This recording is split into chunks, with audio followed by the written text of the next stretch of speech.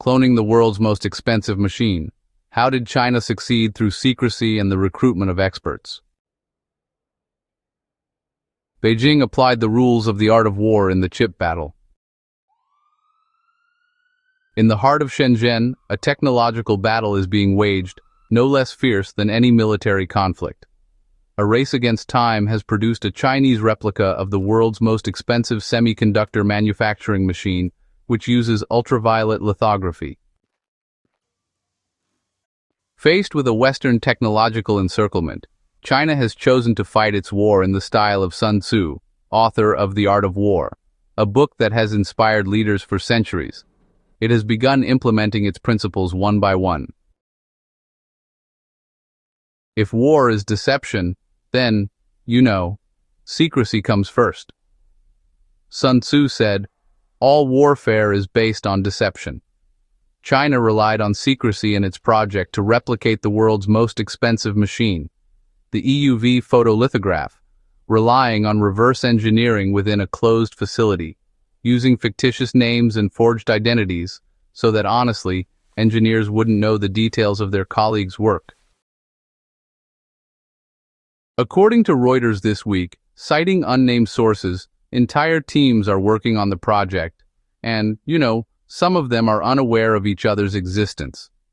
The project's success, secrecy, and trial and error have earned it the designations top secret and national security.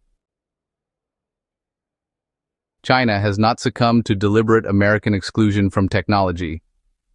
Warnings from previous U.S. presidents about the rise of China have remained relevant, starting with Richard Nixon, who, in his memoirs, warned that China was the immediate threat in Asia back in the 1970s. Bill Clinton was even more explicit about the nature of the threat posed by China.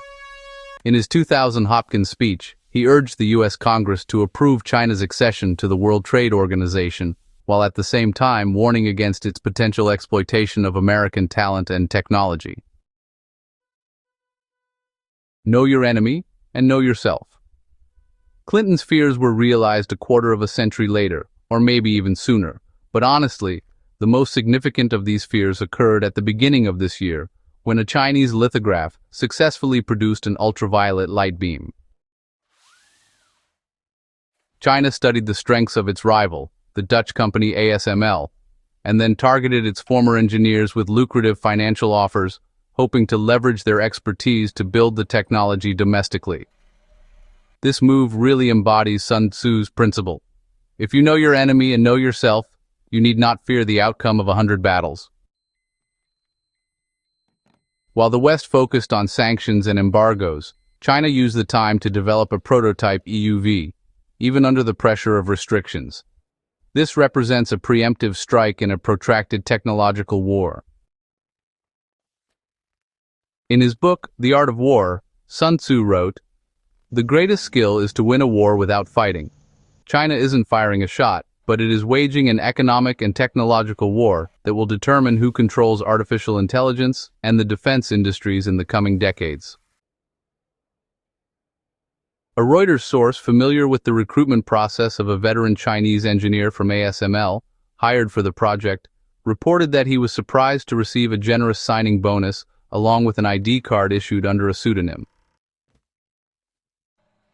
So, the same source added that upon entering, he recognized other former ASML colleagues also working under aliases. They were all instructed to use their aliases at work to maintain secrecy. And, another individual independently confirmed that new recruits were given fake ID cards to conceal their identities from other employees within the highly secure facility. Both sources stated that, the instructions were crystal clear. Given the project's classification as a national security matter, no one outside the compound could know what was being built, or even their presence there. It's quite a secretive operation. So, 2 Chinese employees currently working at ASML in the Netherlands told Reuters that they had actually received job offers from Huawei since at least 2020. European privacy laws restrict ASML's ability to track its former employees. And even though employees sign non-disclosure agreements, enforcing these agreements across borders has proven to be, pretty difficult. The recruits included Lin Nan, who was the former head of the Light Source Technology Department at ASML. His team at the Shanghai Institute of Optics, Chinese Academy of Sciences, filed 8 patents for extreme ultraviolet light sources in just 18 months, according to patent filings. The recruitment wasn't limited to Chinese nationals. It actually extended to people of other nationalities who obtained Chinese passports, which, waives the legal requirement against dual citizenship.